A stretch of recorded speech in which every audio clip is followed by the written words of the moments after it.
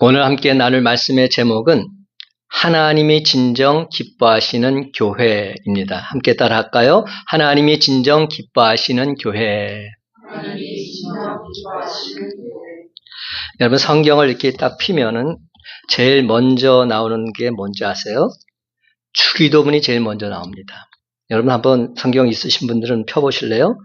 새번역 주기도문, 그걸 펴놓은 상태에서 제가 하는 말을 좀 들어주시면 좋겠습니다.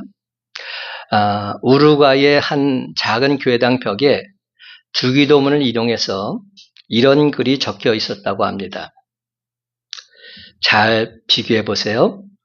세상 일에만 빠져 있으면서 하늘에 계신 아버지라고 말하지 마라. 너 혼자만 생각하며 살아가면서 우리 아버지라고 말하지 마라. 자기 이름을 빛내기 위해서 안간힘을 쓰면서 아버지의 이름을 거룩하게 하시며라고 기도하지 마라. 물질 만능의 나라를 원하면서 아버지의 나라가 오게 하시며라고 말하지 마라. 내 뜻대로 되기를 기도하면서 아버지의 뜻이 이루어지게 하소서라고 말하지 마라. 죽을 때까지 먹을 수 있는 양식을 쌓아두려 하면서 일용할 양식을 주옵시고라고 기도하지 마라. 누구에겐가 아직도 노여움을 품고 있으면서 우리 죄를 용서해 주시고라고 기도하지 마라. 죄 지을 기회를 찾아다니면서 우리를 시험에 빠지지 않게 하소서라고 기도하지 마라. 악을 보고도 아무런 양심의 가책을 느끼지 않으면서 악에서 구하소서라고 기도하지 마라. 주님의 기도를 진정 나의 기도로 바치는 삶을 전혀 살지 않으면서 아멘이라고 기도하지 마라. 사랑하는 성도 여러분, 교회는 진정 본질을 잃지 말아야 합니다. 성도들도 성도로서의 본질을 잃어버려서는 결단코 아니 됩니다. 본질을 잃어버리는 것, 이것이 바로 문제입니다. 예수님께서는 본질을 잃어버리게 되면 얼마나 쓸모없는 것이 되는지에 대해서 이렇게 말씀하셨습니다. 마태복음 5장 13절 말씀, 너희는 세상의 소금이니 소금이 만일 그 맛을 잃으면 무엇으로 짜게 하리요. 소금의 본질이 뭡니까? 짠맛을 내는 겁니다. 근데 그 짠맛을 소금이 잃어버리게 된다면 그것은 더 이상 소금이 아닌 겁니다. 교회가 교회의 본질을 잃어버리게 되면 그것은 더 이상 교회가 아닌 겁니다. 예배당인 거죠. 그렇다면 여러분, 교회의 본질은 도대체 무엇일까요? 교회는 엄밀히 말하자면 예수님의 사역을 이어가는 곳입니다. 예수님이 이 땅에 오셔서 하신 일을 교회가 주님 오실 때까지 지속해 나가야 하는 것입니다. 사람들이 하나님을 만나고 싶어 합니다. 그러면 어디로 와야 합니까? 교회로 와야 합니다.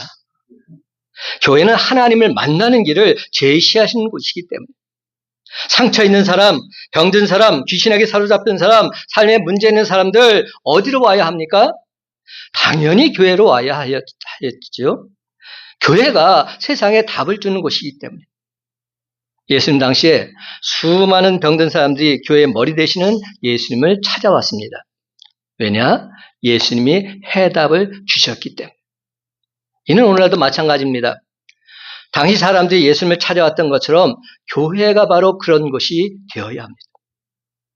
그렇습니다. 우리 신앙생활에 있어서 교회가 얼마나 중요한지 모릅니다. 어떤 분은 훌륭한 교회를 만나서 위대한 그리스도인이 됩니다. 그러나 어떤 분은 분열 중에 있는 교회를 만나서 그나마 있던 믿음마저 뿌리채 흔들리는 것을 볼 수 있습니다. 따라서 우리가 좋은 교회를 만난다는 것은 얼마나 큰 복인지 모릅니다. 하지만 여러분, 우리가 기억해야 할 것이 있어요. 좋은 교회는 누가 만들까요? 다른 사람이 만들어줄까요? 아닙니다. 좋은 교회는 내가 만드는 것입니다. 내가 좋은 교회를 만들어야 합니다. 어떤 분은 종종 이런 말씀들을 하시더라고요. 교회가 사랑이 없다. 그럼 누가 사랑이 없다는 말입니까? 내가 사랑이 없다는 말입니다. 또 어떤 분은 이런 말씀하십니다. 교회가 너무 냉랭하다.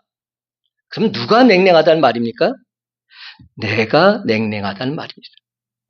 다른 사람 탓할 거 없습니다. 내 탓입니다. 교회를 세우는 것은 교회인 나를 세우는 것입니다. 교회를 복되게 하는 것은 교회인 나를 복되게 하는 것입니다. 내가 바로 교회입니다. 그러므로 교회든 내가 생명을 걸고 교회를 세워 나가야만 하는 줄로 믿습니다. 사랑하는 성도 여러분, 교회는 이 지구상에서 하나님의 눈동자가 꽂혀 있는 곳입니다. 그렇습니다. 하나님의 특별한 관심이 교회 안에 있습니다. 따라서 우리는 하나님의 전인 교회의 축복과 교회의 영광 반드시 회복해 나가야 합니다. 그렇습니다, 여러분. 우리 교회를 하나님께 온전히 쓰임받는 교회로, 하나님이 진정 기뻐하시는 교회로 세워 나가야만 하는 것입니다. 그렇다면 하나님이 진정 기뻐하시는 교회는 도대체 어떤 교회일까요? 하나님이 기뻐하시는 교회의 모습이 과연 어떠하냐 하는 것을 우리가 살펴볼 필요가 있습니다. 제일 첫 번째로 하나님이 진정 기뻐하시는 교회는 주 안에서 하나 된 교회입니다. 주 안에 우린 하나. 주 안에서 하나 된 교회, 하나님이 진정 기뻐하십니다. 여러분, 교회가 사람을 구분하기 시작하고 사람을 판단하기 시작하면 하나님 그 교회에 더 이상 사용하실 수 없습니다. 그렇다면 하나님께서는 과연 어떤 교회를 기뻐하실까요? 오늘 사도행전 13장 1절에서 3절에 소개된 안디옥 교회는 하나님이 진정 기뻐하시는 교회의 완벽한 모델이라 말할 수 있습니다. 지금도 안디옥에 찾아가면 2000여 년 전 초대교회 교인들이 박해를 피해서 숨어서 예배드리던 좁디 좁은 동굴이 있습니다. 그 동굴의 크기가 얼마나 협소한지 아무리 사람들이 많이 앉아도 몇십 명 이상을 수용할 수가 없습니다. 여러분, 이는 무엇을 의미합니까? 안디옥 교회는 그 당시 그렇게 큰 교회가 아니었다는 말입니다. 이방인 교회 중에서도 큰 교회들은 많이 있습니다. 에베소 교회 큰 교회입니다. 고린도 교회 큰 교회입니다. 근데 안디옥 교회는 그다지 큰 교회가 아니었어요. 오히려 규모도 작고 인간적인 눈으로 볼 때는 보잘것없는 조그만 교회였음을 확인할 수 있습니다. 그런데 놀라운 것은 그 자그마한 교회가 로마 제국의 역사를 완전히 뒤바꾸는 일을 했다는 사실입니다. 안디옥 교회가 복음 선파의 전초 기지로 사용되고 있다는 사실입니다. 그렇다면 여러분, 그 일이 어떻게 가능했을까요? 성경은 안디옥 교회를 이렇게 소개합니다. 1절 말씀 다 같이 한 목소리 읽어볼까요? 1절 안디옥 교회 시작. 안디옥 교회에 선지자들과 교사들이 있으니 곧 바나바와 니게르라 하는 시므온과 구레네 사람 루기오와 분봉왕 헤롯의 젖동생 마나엔과 및 사울이라. 아멘. 여러분, 여기 안디옥 교회의 리더 5사람의 이름이 기록되어 있습니다. 첫 번째 인물이 누굽니까? 바나바라는 사람입니다. 그는 사도행전 4장 36절과 37절에 보니까 자기 밭을 팔아서 다 하나님께 바칠 정도로 재력도 있고 믿음이 특심한 레위인 중의 레위인이었습니다. 한마디로 그는 정통파 유대인이었던 겁니다. 두 번째 인물은 누굽니까? 니게르라는 시므온. 니게르가 무슨 말이죠? 니게르에서 우리가 연상될 수 있는 게 뭐냐면 니그로. 니그로가 뭐죠? 흑인이라는 겁니다. 바로 시므온은 흑인이었습니다. 그런데 2000여 년 전 흑인은 거의 모두가 다 노예였습니다. 세상적으로 본다면 낮고 천한 노예가 교회의 리더로 세워졌다는 얘기입니다. 세 번째는 구레네 사람 루기오입니다. 구레네 하면 누구가 떠오릅니까? 예수님께서 십자가 지고 가실 때 누가 그 십자가를 대신 졌습니까? 구레네 사람 시몬이 지지 않았습니까? 구레네가 어디냐면 지금 아프리카의 리비아가 구레네입니다. 그러니까 아프리카 사람인 거예요. 흑인인지 아닌지는 모르겠지만 그 또한 이방 사람입니다. 근데 우리가 잘 알듯이 정통파 유대인들은 이방인을 짐승보듯 했습니다. 개, 돼지 취급했습니다. 그런데 지도자가 된 겁니다. 네 번째 인물은 헤롯의 젖동생 마나엔입니다. 여기서 헤롯은 세례 요한을 죽인 바로 그 헤롯을 말합니다. 근데 여기에서 젖동생이라고 하는 신트로포스라는 이 헬라어는 육신의 동생은 아니지만 같은 어머니의 젖을 먹고 자란 형제 자매를 뜻합니다. 같은 어머니의 젖을 먹고 자란 형제 자매. 그러니까 이 만화에는 당시 집권 최고위층 귀족이었음을 우리가 알 수 있습니다. 왕족인 거예요. 마지막 인물은 사울입니다. 여기 사울은 바울로 개명되기 전에 사울입니다. 그는 예수님을 대적하던 사람입니다. 그는 크리스천들을 색출하고 핍박하고 연행해 가던 바로 그런 사람이었습니다. 여러분, 지금 안디옥 교회 5 지도자가 쭉 열거가 되었어요. 여러분 어떤 생각이 드십니까? 이 5 사람은 달라도 너무 달라요. 달라도 너무나 다른 출신 배경을 가진 그런 사람들입니다. 한 사람은 노예고 또 한 사람은 당시 집권의 최고위층 귀족입니다. 한 사람은 정통파 유대인이고 또 다른 한 사람은 그야말로 진짜 이방인입니다. 더더군다나 한 사람은 예수 믿는 사람들 집요하게 박해하던 사람이었습니다. 이들은 서로가 달라도 너무 달라서 한 자리에 앉는다는 것 자체가 불가능해 보이는 바로 그런 사람들이었습니다. 그런 사람들이 안디옥 교회의 지도자가 된 겁니다. 그런데 그럼에도 불구하고 그들은 예수 그리스도 안에서 하나 된 아름다운 교회를 이루어 나가고 있습니다. 주님의 마음으로 서로를 포용하고 용납하면서 주님 안에서 하나 된 교회를 이루어 나가고 있었던 겁니다. 얼마나 멋진 모습입니까? 사랑하는 성도 여러분, 하나님께서 왜 안디옥 교회를 쓰셨다고 여러분 생각하십니까? 그것은 안디옥 교회의 하나됨에 있었습니다. 그 어떤 영혼도 포용할 수 있는 포용력에 있었습니다. 여러분, 초대교회는 안디옥 교회처럼 작은 교회만 있었던 것 아닙니다. 예루살렘 교회처럼 엄청나게 큰 교회가 있었습니다. 수천 명이 모이는 그런 교회입니다. 하지만 하나님은 로마의 역사를 새롭게 하는 데 있어서 수천 명이 모이는 예루살렘 교회에 사용하지 않으셨습니다. 오히려 여기 인간인으로 보았을 때는 너무나도 작고 보잘것없는 안디옥 교회를 사용하셨습니다. 사랑하는 성도 여러분, 그 이유가 무엇일까요?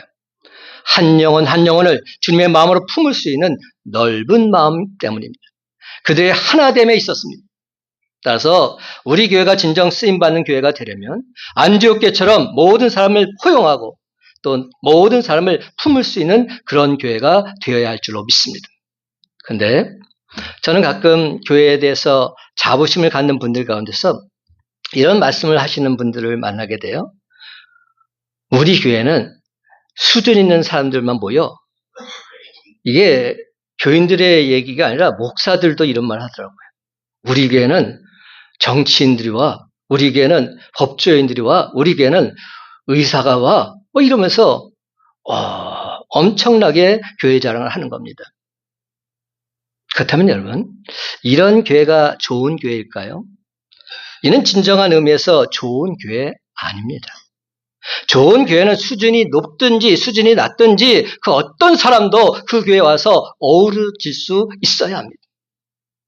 또 어떤 분은 이렇게도 이야기합니다. 우리 교회는 우리 교회 성도들 너무나 믿음이 좋아. 목사인 나보다 더 믿음이 좋다니까? 얼마나 말씀, 기도 열심히 하는지 몰라. 그래서 난 행복해. 이렇게 말씀하시는 목사님도 계시더라고요. 그렇다면 이런 교회가 좋은 교회일까요? 여러분, 이 교회도 진정한 의미에서는 좋은 교회 아닙니다. 교회는 믿음 좋은 사람들만 다녀서는 안 됩니다. 믿음 없는 사람들도 다닐 수 있어야 합니다. 믿음 없는 사람들이 믿음 좋은 사람들로 세워지는 그런 교회가 되어야 합니다. 믿음 좋은 사람들이 다른 믿음 없는 사람들을 잘 인도해서 그들을 믿음 좋은 사람들로 변화시키는 그런 교회가 되어야 하는 것입니다. 그렇습니다. 이런 교회가 진정 좋은 교회입니다. 어떤 교회에서 있었던 일입니다. 주일이 됐는데 어떤 분이 얼굴에 기쁨이 가득해서 목사님을 찾아왔습니다. 그리고는 한다는 말이, 목사님, 제가 오늘 대허를 낚았어요. 대허를 낚았다니 무슨 말인가? 목사님이 의아하면서 이게 전도했다는 의미인가 보다 이래서 물어봤습니다. 도대체 어떤 사람을 전도하셨어요? 그러자 그분이 아주 자랑스럽게 대답을 하는 겁니다. 네, 제가 오늘 고급 외제차 타고 다니는 사람 전도했습니다. 여러분 어떤 생각이 드십니까? 고급 외제차 타고 다니는 사람, 그 사람이 되어라면 차 없는 사람은 아예 생선축에도 못 끼는 겁니까? 피레미 새끼입니까? 아니지요. 하나님 앞에서는 우리 모두가 다 똑같은 사람들입니다. 여러분, 이게 별것 아닌 것 같지만 오늘 한국교회의 문제가 바로 여기에 있다 저는 생각합니다. 그래서 여러분, 교회의 힘은 교인의 재력에 있는 것 아닙니다. 교회의 힘은 모이는 사람의 머릿수에 달려있지도 않습니다. 교회의 진짜 힘은 주님 안에서 서로 사랑하고 주님 안에서 하나 되는 데 있습니다. 그래서 주님과 같은 말, 주님과 같은 마음, 주님과 같은 뜻을 품고서 주님과 같은 열매 주렁주렁 맺는 데 있습니다. 제가 두 날개 양육을 초창기 할 때 항상 우리 교인들과 외쳤던 말이 있습니다. 이 말이 진리이기에 다시 한번 우리도 외쳤으면 좋겠어요. 한번 저를 따라 하십시다. 주님과 같은 말, 주님과 같은 마음, 주님과 같은 뜻, 주님과 같은 열매. 주어가 주님입니다. 말할 때나 마음 먹을 때나 뜻을 품을 때나 열매 맺는 데 이르기까지 모든 기준이 주님입니다. 사랑하는 성도 여러분, 안디옥 교회 성도들처럼 주님 안에서 서로 하나 되어서 하나님 아버지의 마음을 진정 시원하게 해드리는 저와 여러분의 삶이 다 되시기를 예수님의 이름으로 간절히 축원합니다. 두 번째로 하나님이 진정 기뻐하시는 교회의 모습은 어떤 모습일까요? 영적으로 충만한 교회입니다. 영적으로 충만한 교회. 여러분, 하나님은 영적으로 충만한 교회를 기뻐하시지 육적으로만 풍성한 그런 교회 결단코 기뻐하지 않으십니다. 사랑하는 성도 여러분, 우리가 교회 안에서 경험하시는 최대의 비극이 뭔지 아세요? 영적인 체험이 없이도 교회에 다닐 수 있다는 겁니다. 구원의 확신이 없이도 참된 믿음을 배우지 못하고도 교회에 버젓이 다닐 수 있다는 데 있습니다. 근데 이것처럼 엄청난 비극은 없습니다. 교회는 하나님과의 영적인 만남 이루는 곳이 되어야만 합니다. 교회는 반석처럼 흔들리지 않는 믿음 위에 세워져야 합니다. 따라서 먼저 믿은 우리는 목숨 걸고 성령님이 운행하신 영적인 교회로 만들어가야 될 책임이 있는 겁니다. 2절 말씀 다 같이 한 목소리 읽습니다. 주를 섬겨 시작. 주를 섬겨 금식할 때에 성령이 이르시되 내가 불러 시키는 일을 위하여 바나바 사울을 따로 세우라 하시니 아멘. 여러분 여기서 주를 섬겨라고 말할 때 이 섬긴다는 말이 무슨 뜻인지 아세요? 예배 드린다는 뜻입니다. 주께 예배 드린다. 여러분 예배를 영어로 말할 때 두 단어를 제가 설교 시간에 했던 기억이 납니다. 하나는 워십이라는 단어입니다. 경배한다. 또 하나는 뭐죠? 서비스라는 단어를 제가 사용했습니다. 섬긴다는 뜻입니다. 경배한다, 섬긴다. 이게 바로 예배드리는 거예요. 누구를? 하나님을. 하나님을 경배하고 하나님께 섬기는 것이 예배다. 내가 드러나는 것은 예배가 아닙니다. 오직 주님만이 경배받으시기에 합당하신 분이고 오직 주님만이 섬김받으시기에 합당한 분이시기 때문에 이것이 진짜 예배자의 모습입니다. 그런데 예배 드리면 예배 드렸지 오늘 말씀을 보니까 왜 금식까지 했을까요? 그들 모두는 금식하면서 기도할 정도로 영적인 은혜를 사모하는 교회였습니다. 그때 성령의 음성이 들려옵니다. 성령이 이르시되 내가 불러 시키는 일을 위하여 바나바와 사울을 따로 세우라 하시니 누가 이르시되? 성령이 이르시되. 안디옥 교회는 예배 중에 하나님의 음성을 들을 정도로 영적으로 충만했으며 영적인 은혜를 사모하는 그런 하나님의 교회였습니다. 사랑하는 성도 여러분, 우리가 진정 하나님께 쓰임받는 교회가 되려면 이처럼 간절함과 사모함을 가지고 함께 모여서 하나님께 예배드려야 합니다. 그렇습니다. 예배드리는 가운데 하나님의 세면 음성까지도 듣는 영적인 분위기가 넘쳐나는 그런 교회가 되어야 합니다. 저는 우리 큰빛강성교회가 그런 영적인 교회가 되기를 원하시는 하나님 아버지의 마음을 느끼고 있습니다. 그래서 우리 교회를 위해서 기도하면 기도할수록 영적인 사람들이 불들이 일어나서 하나님의 교회를 이끌어가게 해달라 간절한 기도가 나옵니다. 그런데 여러분, 우리 교회가 진정 영적인 교회가 되기 위해서 꼭 필요한 것이 있어요. 우선 먼저 확고한 신앙 고백이 있어야 합니다. 마태복음 16장에 보니까 예수님께서 빌립보 가이사랴에 들어가셨을 때 제자들에게 묻습니다. 너희는 나를 누구라 하느냐? 이때 그래서 빌립보 가이사랴라고 말할 때 이 가이사랴는 어떤 의미가 담겨 있습니까? 로마 황제 가이사를 지칭하는 말이 담겨 있는 도시입니다. 원래는 빌립보라는 도시였는데 가이사라는 이름이 더 추가된 겁니다. 그런데 가이사가 붙는 조건이 있습니다. 가이사는 아무 도시에나 붙지 않습니다. 첫 번째, 황제의 칭호에 걸맞는 상당한 규모 이상의 도시여야 했습니다. 그러니까 황제가 이름이 들어가려면 그만한 도시가 되어야 되죠.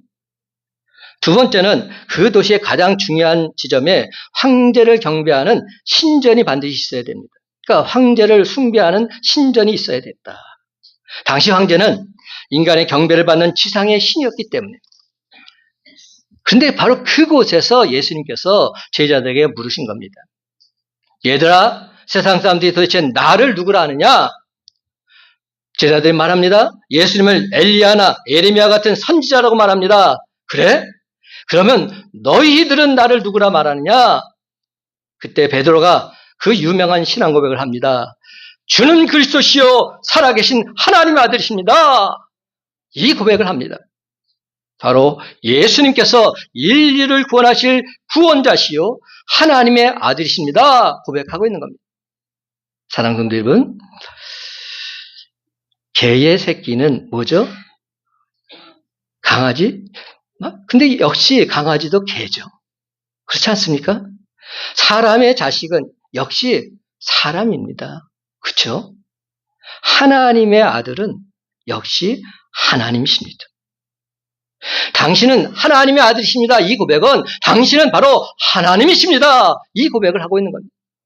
예수님 당신은 나의 구원자시요 나의 하나님이십니다. 이 고백을 하고 있는 겁니다. 예수님께서 뭐라고 말씀하십니까? 내가 이 반석 위에 내 교회를 세우리라. 이 반석은 어떤 의미입니까? 베드로의 이 신앙 고백 위에 내가 내 교회를 세우겠다. 이 말씀을 하고 있는 겁니다.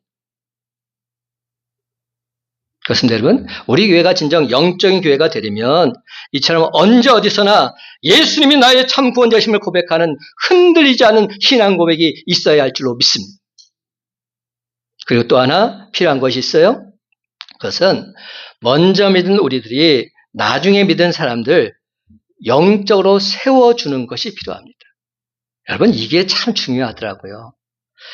이는 우리가 나무를 생각해 보면 쉽사리 이해가 됩니다. 예수님께서도 우리와 예수님과 관계를 말씀하실 때 요한복음 15장에서 나는 포도나무여 너희는 가지니 이렇게 말씀하셨잖아요. 나무를 한번 생각해 보십시다. 나무가 자랄 때 먼저 땅에서 순이 돋고 줄기가 생성이 됩니다. 그리고 첫 번째 가지가 나옵니다. 시간이 지나면 두 번째 가지가 나옵니다. 그렇다면 두 번째 가지가 첫 번째 가지 밑으로 내려갑니까? 위로 올라갑니까? 여러분, 두 번째 가지가 첫 번째 가지보다 밑에 있어요? 위에 있어요? 위로 올라갑니다. 세 번째 가지는 두 번째 가지 위로 올라갑니까? 밑으로 내려갑니까? 역시 위로 올라갑니다. 계속 가지는 위로 올라갑니다. 그리고 그 다음 가지는 그 위에, 또 그 다음 가지는 또 그 위에 올라갑니다. 그래서 나무는 언제나 제일 마지막에 나온 가지가, 그러니까 가장 연약한 가지가 제일 윗자리를 차지하게 되는 겁니다. 오늘 우리가 권사 선교를 했어요. 여러분, 권사는 섬김의 자리입니다. 여러분, 이것을 잊어서는 안 됩니다. 낮아지는 자리입니다. 누구처럼? 예수님처럼. 예수님처럼 끝까지 제자들의 발을 씻으셨던 예수님의 모습을 본받고자 낮아지는 자리, 그 자리가 바로 권사의 자리인 겁니다. 하지만 세상 사람들은 어떻게 생각합니까? 가장 오래되고 가장 강하다고 생각하는 사람들이 언제나 위로 올라갑니다. 위로 올라가서 연약한 사람들 지배하려고 합니다. 절대 밑으로는 내려가자 하지 않습니다. 그렇지만 아낌없이 주는 나무는 전혀 그렇지 않습니다. 나무는 먼저 나온 가지가 나중에 나온 가지의 밑자리에 있습니다. 강한 가지가 연약한 가지의 밑자리를 차지하는 겁니다. 그렇습니다, 여러분. 나무가 폭풍이 와도 흔들리지 않고 자기 자리를 지킬 수 있는 데는 크고 강한 가지들이 밑에서 딱 버텨주고 있기 때문에. 그러니까 흔들리지 않는 겁니다. 먼저 된 가지가 나중에 처음 나오는 다른 가지에서 밑가지가 되어주고 있기 때문입니다. 그렇습니다. 이것이 건강한 나무의 속성입니다. 이는 교회도 마찬가지 아닐까요? 우리 교회가 진정 영적인 교회가 되려면 오래된 성도는 처음 나오는 성도의 밑받침이 되어 주어야 합니다. 오래된 성도는 처음 나온 성도 밑에서 그들을 영적으로 이끌어주는 그런 관계가 되어야 합니다. 그리할 때 비로소 우리 교회는 열매를 주렁주렁 맺는 건강한 주님의 교회가 될 줄로 믿습니다. 요즘 한국 교회 중에 명망 있는 교회들이 자꾸만 분란과 어려움이 생기는 이유가 무엇입니까? 이름 있는 교회들 참 많은 사람들의 말에 회자되고 있어요. 참 안타깝기 그지없습니다. 왜 그럴까? 그것은 오래되고 스스로 크다고 생각하는 교인들이 자꾸만 윗자리를 차지하려 하고 있기 때문에. 목사도 마찬가지고요. 장로, 권사, 집사 마찬가지입니다. 여러분, 어떤 교회가 진정 좋은 교회일까요? 가장 오래된 교인일수록, 직분이 높으면 높을수록, 스스로 크다고 생각되는 교인이면 교인일수록 밑가지가 되어주는 교회입니다. 심지어 얼마 되지 않은 교인이라 할지라도 마음껏 봉사하고 신나게 헌신할 수 있도록 먼저 된 교인이 밑가지가 되어줄 때 그 교회는 진정 영적으로 충만한 교회예요. 그 교회를 통해서 하나님의 놀라운 역사 반드시 일어나게 될 줄로 믿습니다. 사랑하는 성도 여러분, 먼저 믿은 저와 여러분이 확고한 신앙 고백 위에 서서 자주 흔들리고 넘어진 연약한 성도들 온전히 세워주는 심지가 견고한 영적 리더들이 바로 저와 여러분이 다 되시기를 예수님의 이름으로 간절히 축원합니다. 세 번째로, 하나님이 진정 기뻐하시는 교회는 전도에 힘쓰는 교회입니다. 그렇습니다. 이 전도에 힘쓰는 교회, 우리 큰빛 강석교회의 3대 비전 중에 제일 첫 번째 비전입니다. 사랑하는 성도 여러분, 하나님께서 가장 원하시는 것이 무엇일까요? 디모데전서 2장 4절 말씀, 하나님 모든 사람이 구원을 받으며 진리를 아는 데 이르기를 원하시느니라. 그래서 하나님 아버지의 마음은 영혼 구원에 있습니다. 이는 예수님 말씀에서도 분명히 알 수 있습니다. 요한복음 6장 38절과 39절 말씀, 내가 하늘에서 내려온 것은 내 뜻을 행하려 함이 아니요 나를 보내신 이의 뜻을 행하려 함이니라. 나를 보내신 이의 뜻은 내게 주신 자 중에 내가 하나도 잃어버리지 아니하고 마지막 날에 다시 살리는 이것이니라. 그렇습니다, 여러분. 하나님 아버지의 뜻은 저 죽어가는 영혼을 살려내는 것, 즉 영혼 구원에 있습니다. 그런데 오늘 이 안디옥 교회가 하나님의 뜻인 영혼 구원을 최우선적으로 삼고 있는 교회라는 사실을 우리가 분명히 알게 됩니다. 3절 말씀 다 같이 한 목소리 읽어봅시다. 이에 시작. 이에 금식하며 기도하고 두 사람에게 안수하여 보내니라. 아멘. 여러분, 여기서 두 사람은 누구를 말할까요? 누구와 누구를 말하죠? 맞아요. 바나바와 사울을 말합니다. 그렇다면 바나바와 사울은 어떤 사람입니까? 사도행전 11장 25절과 26절에 보니까 바나바와 사울은 안디옥 교회의 창립 멤버입니다. 개척 멤버입니다. 그러니까 바나바와 바울, 이들을 통해서 안디옥 교회가 부흥하고 자리 잡기 시작했던 겁니다.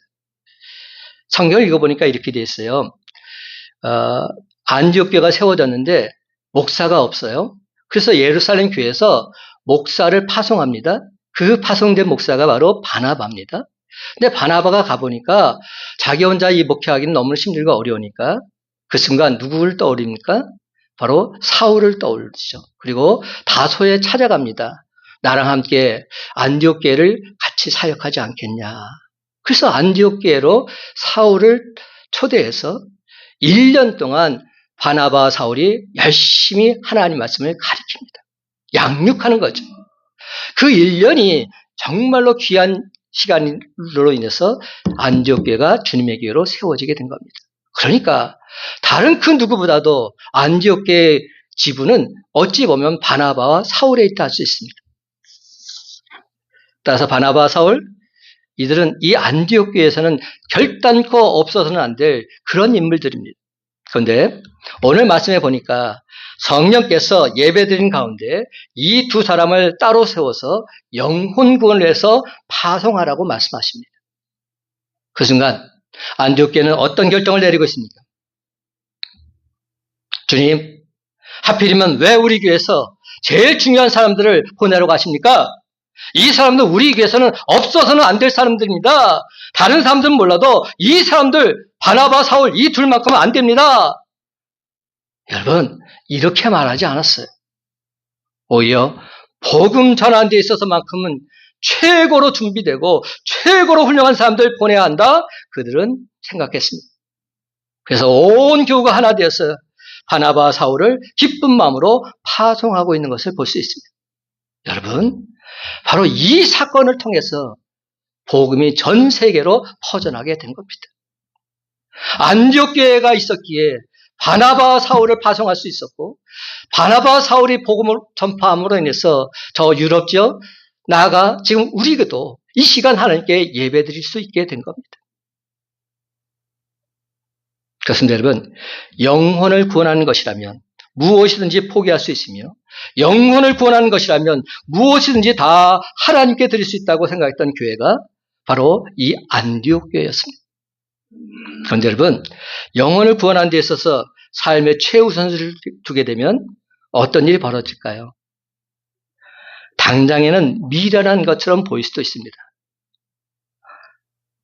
그렇잖아요. 지금 안디옥 교회가 바나바, 사울이 빠지면 완전히 다 흔들려서 정말로 넘어질 것 같은 그런 생각 들지 않겠습니까? 저도 그런 생각이 들 때가 있었어요. 우리 교인들이 리더들이 빠져나갈 때마다 이게 어찌된 일입니까? 하나님, 이게 무슨 일입니까? 그런데 그때마다 하나님께서는 내가 하는 것이다 말씀해 주셨어요. 네가 이 교회를 이끌어가는 건 아니다. 내가 한다. 내가 하면 된다. 하나님께서 다스리는 교회다. 이렇게 말씀을 주셨어요.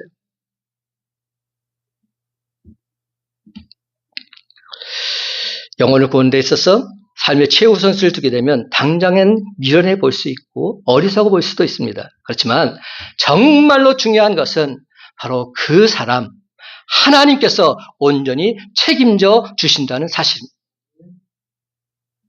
하나님께서 반드시 책임져 주십니다. 그렇다면 문제될 것이 없잖아요. 하나님께서 책임져 주신다면. 세상 만물을 창조하시고 주관하신 그 하나님께서 내 삶을 주관하시고 인도하시고 책임져 주신다면 도대체 무엇이 문제란 말입니까? 이제 오늘 말씀을 좀 정리해 볼까요? 여러분, 누구나 다 교회하면 보통 건물을 떠올립니다. 하지만 교회는 건물이나 조직이 아닙니다. 예수 그리스도의 이름을 부르는 사람들의 모임이 교회입니다. 아니, 좀 더 정확히 말씀드리자면 교회는 사람입니다. 예수 그리스도의 이름을 부르는 사람들이 모인 곳, 그곳이 바로 교회인 것입니다. 그렇습니다. 교회는 조직이나 건물이 아닌 사람입니다. 고린도전서 3장 16절 말씀입니다. 너희는 너희가 하나님의 성전인 것과 하나님의 성령이 너희 안에 계시는 것을 알지 못합니다. 교회란 단어 에클레시아 자체가 무슨 뜻인지 아세요? 부르심을 받은 자, 이런 뜻입니다. 부르심을 받은 자. 고린도서 1장 1절에서 3절 말씀을 통해서 사도 바울은 하나님의 교회를 이렇게 정의를 내립니다. 그리스도 예수 안에서 거룩하여지고 성도라 부르심을 받은 자들, 그리고 각처에서 주 예수 그리스도의 이름을 부르는 모든 자들, 이것이 바로 하나님의 교회다 설명하고 있습니다. 그러므로 여러분, 교회의 가장 큰 사명은 바로 복음을 전하는 데 있습니다. 다니엘서 12장 3절 말씀합니다. 지혜 있는 자는 궁창의 빛과 같이 빛날 것이요 많은 사람을 옳은 대로 돌아오게 한 자는 별과 같이 영원토록 빛나리라. 사랑하는 성도 여러분, 이제 말씀을 맺습니다. 많은 사람을 옳은 대로 돌아오게 하는 자에게는 생명의 면류관이 예비되어 있기에 교회된 우리는 목숨을 다해서 어두운 이 세상에 생명의 빛을 비추는 빛의 자녀로 살아가야 할 줄로 믿습니다. 그렇습니다, 여러분. 이제 오른 큰빛 강속의 모든 성도가 안디옥 교회처럼 주님 안에서 하나 된 교회, 영적으로 충만한 교회, 전도에 힘쓰는 교회 공동체가 되어서 하나님을 진정 기쁘시게 해드리는 저와 여러분이 다 되시기를 예수님의 이름으로 간절히 축원합니다. 기도하십시다. 하나님 아버지, 초대교회의 모습 중에서 하나님이 진정 기뻐하셨던 안디옥 교회의 모습을 바라봅니다. 주님, 안디옥 교회의 모습이 바로 우리 큰빛 강석교회의 모습이 되게 해 주옵소서. 주님 안에서 하나 된 교회, 영적으로 충만한 교회, 전도에 힘쓰는 교회가 되어서 하나님을 기쁘시하며 모든 영광, 모든 찬송을 하나님께 돌리는 하나님의 백성들 다 되게 해 주시옵소서. 우리의 찬양과 경배를 받으시기 합당하신 예수님의 이름으로 간절히 축복하며 기도드리옵나이다. 아멘.